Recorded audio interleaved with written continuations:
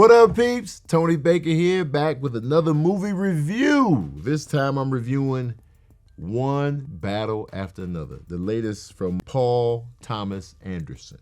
This is an American action thriller film co-produced, written, and directed by Paul Thomas Anderson, inspired by the 1990 novel Vineland by Thomas Pynchon. It stars Leonardo DiCaprio, Sean Penn, Benicio del Toro, Regina Hall, Tiana Taylor, and Chase Infinity, and follows an ex-revolutionary who must rescue his daughter from a corrupt military official. You've just been paying attention online or anything like that. Critics are loving this movie. One of the most highest rated movies of the year. It's up there with Sinners and stuff like that. So it's coming with critical acclaim, which was the standard for Paul Thomas Anderson. He's also done Magnolia, There Will Be Blood, Boogie Nights. So he has quite the resume. Critics love him, and they loving him again. And we all know what Leo does. Leo does what Leo does. So you got a great cast with him, Sean Penn, Benicio, Regina Hall, Tiana Taylor, Chase Infinity. This is my introduction to Chase Infinity, by the way. The movie is long. It's 162 minutes. Damn near 3 hours. So if you got time, you know what I'm saying? But it didn't feel like, as long as it was. Like I was invested the whole time. I never know if y'all want me to do spoiler reviews or not. I get mixed reviews in the comment section. I need y'all to make your minds up. Because some people are like, man, stop doing the spoiler reviews. And a lot of y'all like, yo, do the spoiler reviews. I don't know. I don't know what to do. I don't know what y'all want. So I'm going to give you just a brief overlook. It's about the revolutionary group named the French 75 who were just wreaking havoc, man. They were breaking illegal immigrants out of detention centers in California. They blowing up banks. They're just doing their thing. They wreaking havoc on society, on the revolution. Far left revolutionaries. At one of the detention centers, Tiana Taylor's character goes in there, and her name is Perfidia Beverly Hills. She goes in there and pretty much kind of sexually assaults Lockjaw, played by Sean Penn, and he becomes sexually fixated with her. Right, and then, you know what I'm saying, cut to, some time down the road, and he catches her planting a bomb, and he's like, I'm not going to say nothing if you just, come have sex with me. You know what I'm saying? That's how caught up he is with her. And so she goes to the motel, and they do what they do. It's some weird stuff, but they do something. Meanwhile, during this whole revolution, the French 75 also includes Leonardo, Regina Hall, Wood Harris is in there, and Tiana Taylor's character and Leo's character end up having a relationship. And so, they're together, revolutionaries falling in love. I'm sure it happened all the time in all these revolutionary parties. That's how it is. You're going to date who you're around. Even revolutionaries are not exempt from falling in love or just getting attracted to who you're around all the time in the name of the revolution. So they seeing each other. They end up having a daughter. Mind you, this is Spoilerville. I'm gonna just go through the plot. I'm gonna just break it all down. Or do you want me? I don't know what to do. In mid-movie review, I don't know what to give y'all. Because I'll be tired. I don't know which way to go. Because the comments is mixed. Don't spoil it. Spoil it. I'm at a loss. So if you don't want the spoiler, here it is. The movie is well cast. The pace feels fast. It doesn't feel like it drags. Because the last time I saw Leo in long form with the Killers of the Flower Moon, that movie dragged. That movie, I felt every minute of that movie. It was a solid movie. But man, I felt every minute of it. This one I can feel the length, but it wasn't like, oh man, you know what I'm saying? The pace was good. There are a lot of funny moments. There are a lot of characters where you're just like, mainly Tiana, Leo, Sean Penn.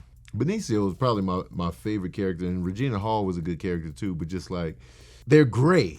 You know what I mean? Even though, I can see the honor and what the revolutionaries were doing, it's still gray as far as characters. That element was interesting given the political nature of the movie because, it touches on racism, white supremacy, immigration. So these are topics and themes that are very in the now. You know what I mean? And so you can't help but just think about the world today when you watch this film. It was exciting. Like, I really like the plot structure of it. Sean Penn was just detestable. Like, he was just like, yuck. But I loved his performance, you know what I'm saying? Leo's gonna do what Leo's gonna do. Leo's crash outs nowadays are just a good ass time, man. When he's crashing out trying to pull it all together because, you know, he's been a revolutionary for a long time, but he can't remember the code words because he's been smoking so much weed. He can't remember the code words to anything. And you know, as revolutionaries, you gotta have the code word. You gotta know how to respond when they give you the code word. He was just like, man, I don't know. So just seeing him go through all these moments was just like, we've all been frustrated enough to where we forgot our passwords. Now heighten that to life on the line, forget your password. So just those dynamics were pretty funny. Benicio del Toro was just like he's a sensei to Leo and Tiana's daughter. And he's also like, you know, he leads like, you know, making sure immigrants get through without getting caught. He's leading that on the down low, if you will. And so watching him navigate through his life when the shit hits the fan, watching him navigate and how smooth and how zen he was. Because he is a sensei. And I feel like a lot of times senseis have that calm presence even in the midst of chaos. Where everybody's on level 10, you look at the sensei and you're like, all right now, we will get through this. So his energy was very much like a welcome piece to this whole like chaotic and frenetic mix of just like, once Sean Penn's character, Lockjaw, is like, he targets them again years later when their daughter is now 16. Now the pressure's on, so now he's going back because he wants to join this, you know, this secret white supremacist group. But they found out like, yo, man, you had interracial relations. So now, you know what I'm saying, the pressure is on him to try to clean up his past. That's why he's going so hard for them now. And so that whole dynamic is like interesting. So now it's like, all right, how are they going to get out of this? How are they going to escape? You know what I'm saying? He has these mercenaries and this military backing to help him, you know, wipe out, you know, Leo and his daughter. And so that whole dynamic was crazy. But overall, the film was well done, well paced. I wasn't bored. I wasn't confused on anything. That's what I like, man. Like, you know, give me the artistic, but give me the excitement, man. Make me feel like I'm being entertained, man. And so a lot of these movies get so philosophical and so heady that it's just like, can I enjoy it with my popcorn? You know what I mean? And this was a movie that I was able to enjoy like that. I felt entertained. You know, it felt like a good time at the movies, and that's all you could ask for. But before I give my smooth jazz review, I'm going back to Spoilerville, so if you don't want the spoils, get the hell out of here. So anyway, so Tiana Taylor, right? She's this wild, rambunctious revolutionary. She be on 10, so she tells Sean Penn, like, yo, get your dick up. You know what I'm saying? Just sexually violates this man. And so she sets off a chain reaction in his brain. So he's just like sexually obsessed with this woman. You know what I'm saying? And so that's why when he caught her doing the bond, he's like, just come have sex with me at the hotel. You know what I'm saying? It's not real love. It's that little primal, you know, sexualization of someone, even though she set it off. But it was like, but she when they were raising their daughter, her and Leo, she was getting jealous of her daughter, and like, you know what I'm saying? She was a selfish revolutionary. A lot of times those two don't seem to mix, but she was just like, she was selfish. She was just like, yo, I'm kind of jealous of the attention. I'm leaving y'all. I'm abandoning my family to do this revolutionary stuff. And, you know, I'm selfish. She owned it. She just dips off. She's doing these revolutionary things at the bank, and then they end up getting caught. And they catch her, and so the pressure's on. She ends up snitching on the French 75, ratting her crew out. And so now, she's like, all right, I'll do witness protection, because Sean Penn was like, yo, man, I can kind of get you out of this. I can put you in witness protection, but you know, you gotta do something for me, you know what I'm saying? Because he's obsessed with this woman. And so she's just like, all right, I'll do it. So she dives out her crew, and they wiping these cats out. They not just arresting, they killing them. And so it's like, yo, she a snitch. And so while she's in probably Arizona somewhere, and Sean Penn's going there with flowers and stuff like that, she jets out. She's out of there. This pussy don't pop for you or nobody. She's out. She went to Mexico. She disappears. She's gone for 16 years. And so Leo raises the daughter by herself. Her name is Willa, right? And that's played by Chase Infinity. they're hiding in a town in California, and they just been hiding out, 15, 16 years. They still got the revolutionary code words and stuff like that in place, but they just been hiding out. So she's like pretty much self-sufficient as a teenager because Leo spends most of his time high, and so she just calls him Bob. You know what I mean? That's the kind of relationship they own. You know what I mean? Just sick of it. You know what I'm saying? But she knows about the revolutionary past, and in her mind, her mom was a hero. You know what I mean? And so she didn't know about the snitchery that went on. But she knows the code word. If there's ever trouble, the tracking devices, the code words, all that is implanted in her as a teen.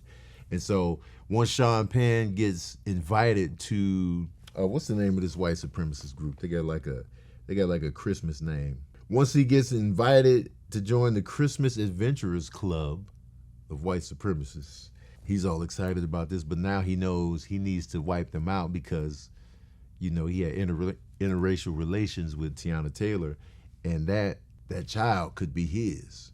And so, that's why he's like hell bent on like, all right, I'm taking him out, apprehend the girl, the daughter, and let me see, if I am her father. So that's his whole mission.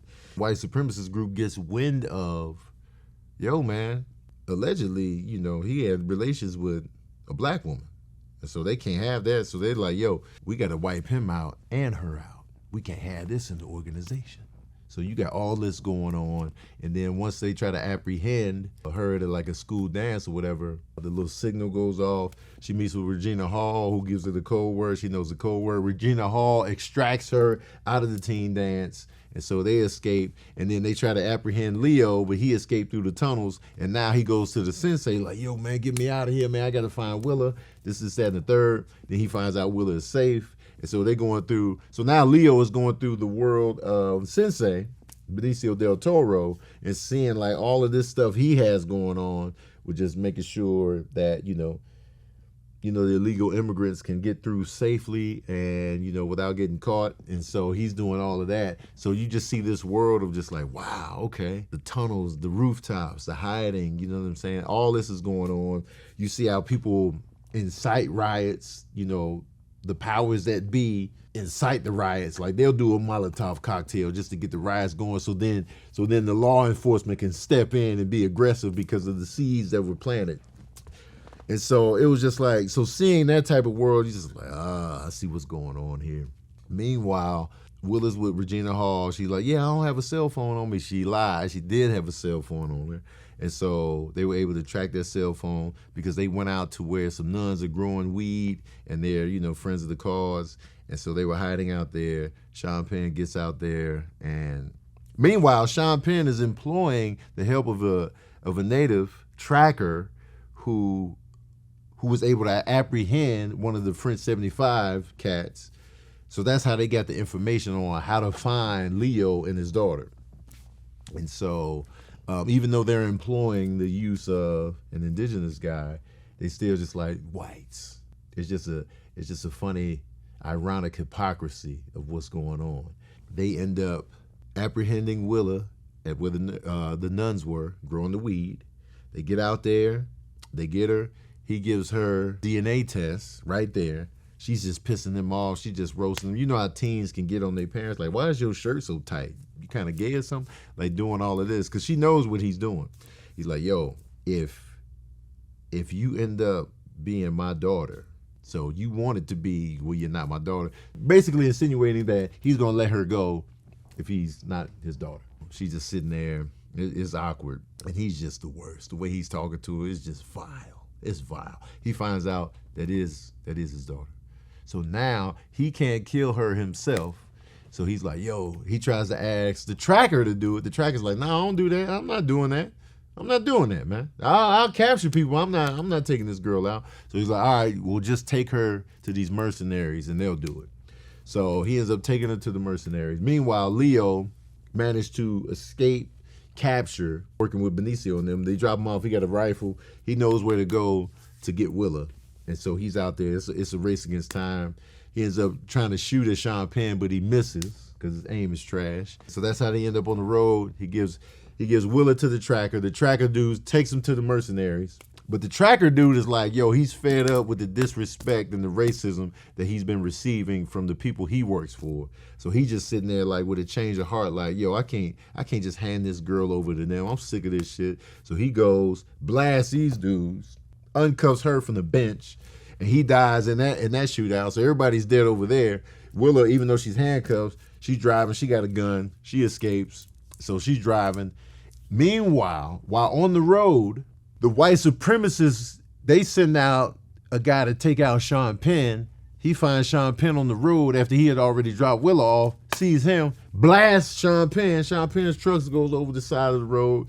And so now he's driving around looking for Willa. So he's chasing Willa. Leonardo's also in the mix looking for Willa. So it's just like a nice little high-speed chase on these rolling hills on the road. The way they shot this was amazing. It was very like tense and like stuff like that. And so she was able to park on a hill to where the white supremacist assassin just hit the car because he didn't see it coming, like, bow, and then she was on the side of the road with the pistol. And then when she asked him, yo, what's the code word? What's the code word? He's like, what you talking about? Pap, pap, pap, pap, pap. Kills the white supremacist assassin, right? And so, and Leo's trying to catch up to everything, and then Leo catches up, and then Willa's like, she don't know what's real, what's true now. She finds out her real dad. She's just like confused now. And so she's like, oh, and then they reunite and then they hug it up. Leonardo gives her a letter that her mom wrote, because now she knows that her mom was a snitch. And so gives her a letter that her mom wrote a few years ago. So she's able to kind of connect with her mom a little bit through that letter. And you could tell she was more warm towards Leonardo because he did all this to come and rescue her. Like, yo, this is Pops. Even regardless of what I just found out in the DNA, this is Dad. So now she's calling him Dad. She's still within the revolutionary movement because there's something going on in Oakland. She decides to go. Leo has a sense that, like, she's going to be okay. You know what I'm saying? She's probably not going to tell Leo about Sean Penn being the dad. I wouldn't. If I found out, I would just... That's not my business, man. This is Pops. And then Sean Penn survived that. He survived getting shot and falling off the road. He all messed up, though. So the white supremacist group is like, yo, come on in, man. We still want you, man. We proud of you. They go in there. They make it seem like he part of the team. Like, yeah, thank you, man. Here's your office right here. He sits in the office. They seal it up. They gas him to death and then throw him in the cremation joint. And then that's... Lockjaw is Dunsky, because they can't have him, man, because he was tainted because he was with the darkies. You know what I'm saying? So that's the movie, man. That's the movie. Well done, well crafted, well acted. But forget all that. You want to know the smooth jazz review of One Battle After Another? Well, here it is. Oh yeah, I'm giving One Battle After Another 4 saxophones out of 5. It was a good time, good story. I liked it. I like how gray the characters were. You know what I mean? There was a lot of grayness in there. Like, you know what I'm saying? Nobody felt too righteous. And then the villains were vile. You know what I'm saying? It was just like, oh, these guys. But even within that, I was still kind of laughing at them too. So it was a nice little, the colors of the character were great. And so I appreciated that element of it. A few of the things politically and socially were just kind of not necessarily muddled, but just kind of jarring given how you dislike the characters a little bit. So some of that just threw me off a little bit. But other than that, man, it was a good movie. One of Paul Thomas Anderson's stronger movies, in my opinion, because, you know, don't slap me up, but I think Boogie Nights is overrated. Maybe I gotta watch it again, but I feel like I'll be trying to force myself to like Boogie Nights more than I actually do, because y'all be like Boogie Nights, but I'll be like Boogie Nights. Same with The Big Lebowski, man. I just feel like it's overrated, man. How you gonna be a revolutionary snitch? Child Tiana Taylor, man. Sick of it. All right, peeps, that's my review and recap of One Battle After Another, man. I need a definitive, man. Either y'all want me to spoil or y'all don't. I need y'all to make your mind. I need y'all to come together in the comments section and get that shit together. Because I don't know what y'all want. I don't know what you want. You know what I'm saying? I could do either or. Y'all just let me know. I guess I got to do a poll. I don't know. So y'all let me know. Because I don't know. And I'm sick of it in the comment section. Also, let me know your 3 favorite Paul Thomas Anderson movies in the comment section below. Don't forget to like, share, and subscribe. And as usual, we out here.